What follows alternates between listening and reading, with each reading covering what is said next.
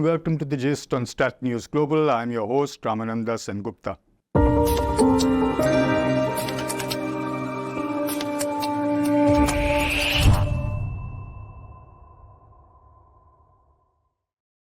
Today, our special guest is Mr. Stas Butler from Taiwan Plus News, and we are going to be talking about the just concluded G20 summit. Thank you so much for joining us, Stas. I really appreciate you taking time out for us. Thank you for having me. Let's start right from the top. What do you think was the main takeaway that you had from the summit? Well, I think going into the summit, from the people I'd spoken to, were highlighting the kind of depth of division between, the US and the West and its allies in particular on one side, and then Russia and China on the other side over the issue of Ukraine. And, up until that last leaders' declaration, in all of the run-up meetings to the G20, I hadn't seen a single, joint statement, a single statement where all the parties involved had agreed on every single issue. And that was mostly because of the issue of Ukraine. And, I read through those documents, and every time it was the same. It was this paragraph, there was broadly stating the US and the West's position, and about the issue of Ukraine, and then also about nuclear weapons. And then you'd have this addendum, you have these two footnotes, right, the Chinese and the Russian position. And that was repeated multiple times across multiple documents. So, before I came into the G20, I was very much, if not expecting, but anticipating that there could be a situation where you come out of this G20, without a leaders' declaration, without an agreement, a unanimous agreement on all the issues, that, it might have been seen as kind of not a great look for India, that was hoping to kind of put this on as smooth a show as possible, to have that happen. But in the end, obviously, we saw a leaders' declaration on, we didn't just see a leaders' declaration, we saw one on the first day, a whole day earlier than we thought it might happen, because up until that point, we expected the issue of Ukraine to be something that was left until the very last moment to plan out. So my main takeaway was just sort of, I suppose, surprised that they did manage to figure it out in such what seemed on the ground to be such a short interval of time, when for months before there'd been no movement. Absolutely. I think all of us were surprised by the fact that, there was a declaration. I believe it really went down to the wire because, I think till President Biden came in the night before, and it was discussed. But when you first came in for the summit, did you have any trouble sort of getting access? Did you have any sort of issues that you faced while covering the show? I wouldn't say so. We managed to, thanks to some very accommodating, guards and nice people on the site, we managed to shoot some footage there on the Thursday when they were still sort of setting things up.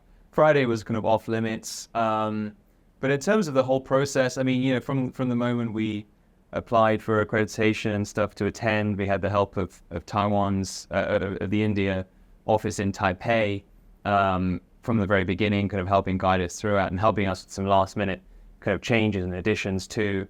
So on that front, I wouldn't say so. I was somewhat surprised, it's the first kind of event of this kind that I've covered. I was surprised at points with the kind of the paucity of information that was available at points to, yes, being there in the media center, we kind of arrived and we saw, Modi making his opening speech, and then the feed sort of cut and went on to other footage. And then, the next thing we knew, it was 4:00 and we were having the leaders' declaration sort of sent to us. So I was a bit surprised that there was not more kind of communication. So were you there for the pre-summit press conference, the one on Friday? I was not there for the pre-summit conference. Okay, no. Because I think they did tell us that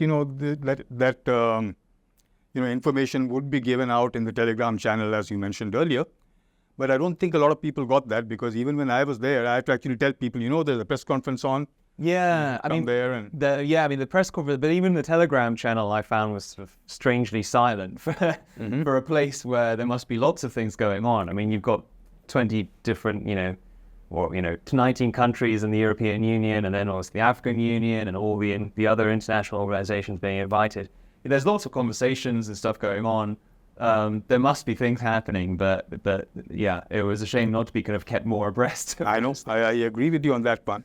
But one of the things that I noticed, or maybe I may have misread the whole situation.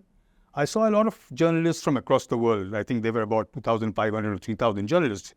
It was a huge hall and everybody was there.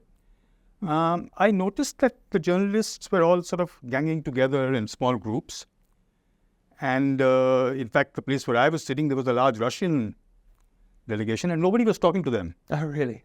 Did you sense that there was a sort of a mismatch between talking to people among the journalistic fraternity somehow? You mean particularly with regard to the Russian? Not just Russians. I mean, interacting with... I mean, personally, we had a very pleasant interaction. We just sat. I mean, obviously, it was kind of free seating. There was no... That's right. So, I mean, we sat down and we actually had the pleasure of sitting next to VOA, Voice of America. And there... So this was upstairs, downstairs? This was downstairs. Downstairs, yeah. okay. We were upstairs. I had to keep running between both. Yeah. We were kind of downstairs in the kind of far left corner as you were entering. Yeah, and so we had a very pleasant kind of, we were sharing information, giving, for example, like I mentioned, I kind of trawled through all of those documents. So when it came down to it and we were trying to figure out what was different about some of the paragraphs, that was useful information to have. And, again, we were sitting behind us. There were some people from the G20 research group. Oh, yes. Who were very helpful. I They was in Canada or something, yes, Toronto one. University of Toronto. So they were very pleasant, and we spoke to them. Actually, I managed to leave my notebook with them, and I'm going to go and get that later. Okay. Very kind enough to return that to me. But yeah, no, I mean, I know that there was one person who were around me who did have a bit of an unpleasant experience with the Russian, with a member of the Russian news delegation. Okay. But you mean the Russians were rude to him? Yes. Oh, okay. But I mean, I personally didn't interact with them, and I wasn't there, so I can't really vouch for that. Because I was sitting right next to a large Russian delegation, and I noticed that nobody was coming to talk to them, and they were sort of right together. I wonder how much of that. I mean, I don't know if there was a language barrier. Language was a barrier because I was trying to get in touch with a Brazilian journalist, and he said no English, and he just ran away before I could even tell him that look. Maybe we can talk in Spanish or something. Right. Coming down to slightly more lighter stuff, what did you think about the food and other things that were... I thought the food was great. I mean, I can't complain. Some of my colleagues, I mean, I'm very flexible when it comes to my diet. I've been eating mostly kind of vegetarian or vegan recently. Some of my colleagues are more dedicated meat eaters. I'm a carnivore, so I know. Well, I suppose the question is for you. How did you find it eating vegetarian? Honestly, I thought I would be a bit more upset, but I really wasn't. Really? I mean, I personally thought the food was great. I thought the second day particularly, I think the first day... it takes getting used to. Yeah, well, the first, actually, mostly I found that the first day was dishes that I'd already eaten in the previous 3 days or so. So in the like dal makhni and stuff like that. Right. And so I'd had that probably 2 days running. So I was like, oh, okay, this is, I mean, still very... It wasn't unfamiliar. No, it wasn't unfamiliar. If anything, sort of slightly too familiar. But then the second day, the Sunday, it was very, very pleasant. Yeah. And did you find any sort of, how would I put it, gaps in the sort of arrangements that were made? Something that made you wish that, other than the fact that communication was a bit of an issue, which I agree with you. But beyond that, was there any other place where you felt that it could have been done better? I mean, honestly, there were no real, major issues that I could identify from my point of view, like working or obstacles. There was some very helpful IT staff who helped me out. So organizationally, I wouldn't say there was anything other than, as you mentioned, communication. Right. What was the first report that you put out?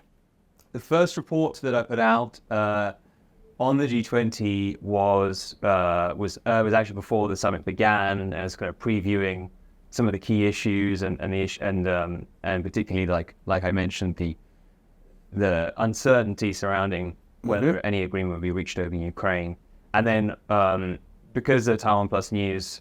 At the moment, on Saturdays and Sundays, we don't have a live news show. So I was kind of more at liberty to sort of take my time on those days and then deliver a package just straight to camera piece for online, and then Okay. yeah, and so just I think 4 or 5 reports over the last few days. So nothing too strenuous. Oh, and how large was your team here? Just 3 of us actually. Okay.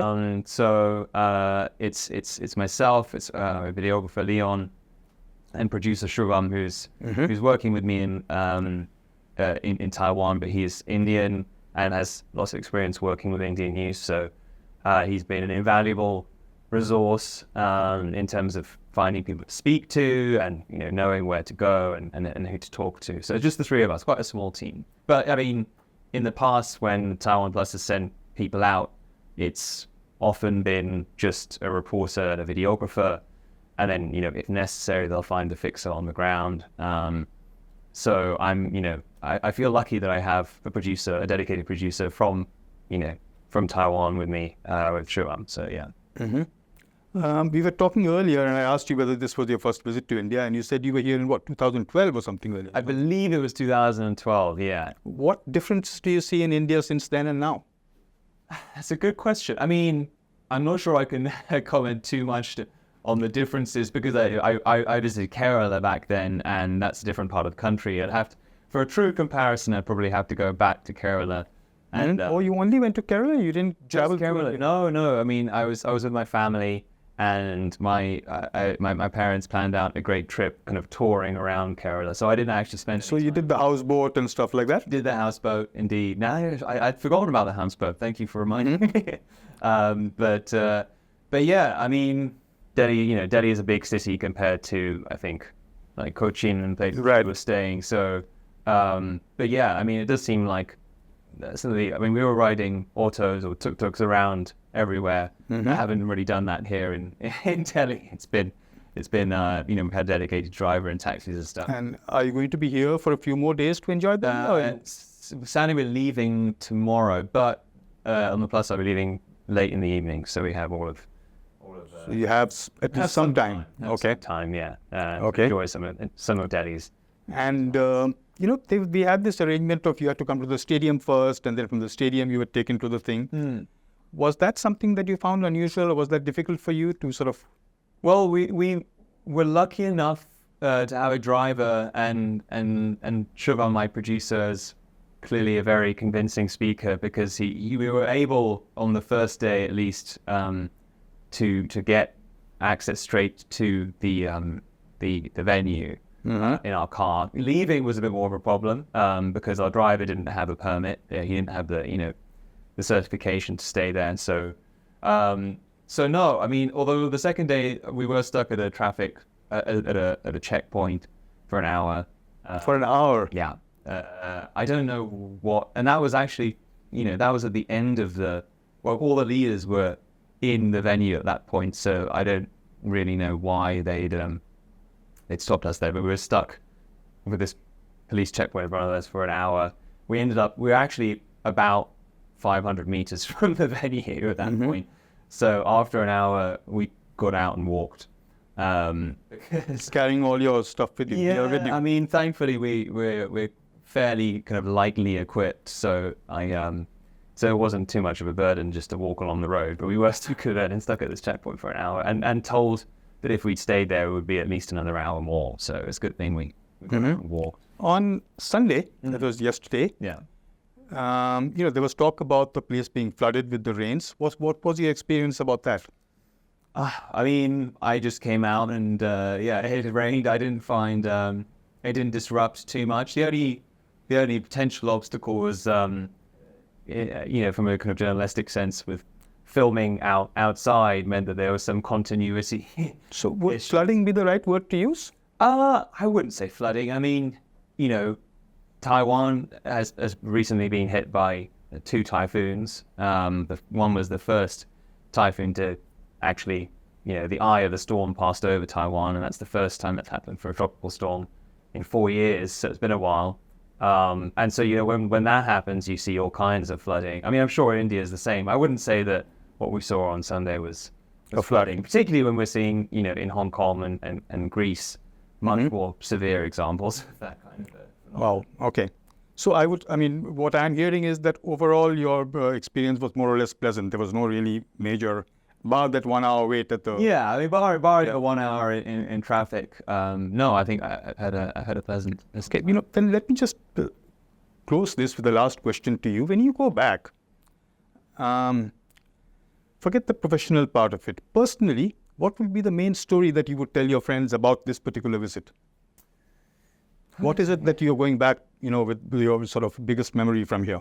It's a good question. I mean, I have a real soft spot personally for Indian food, so I think I've enjoyed eating so well for the last sort of 5 days here, and that's just something that I really appreciate. I'm lucky where I live in Taipei to have a Punjabi restaurant just over the corner that I can go to, but personally, that's been kind of a highlight for me, I think. Okay, so food would be the main thing that you go back with? Food, I think from a personal kind of travel perspective, I would say that's probably kind of, I mean, the main highlight. I've been working very hard. I know.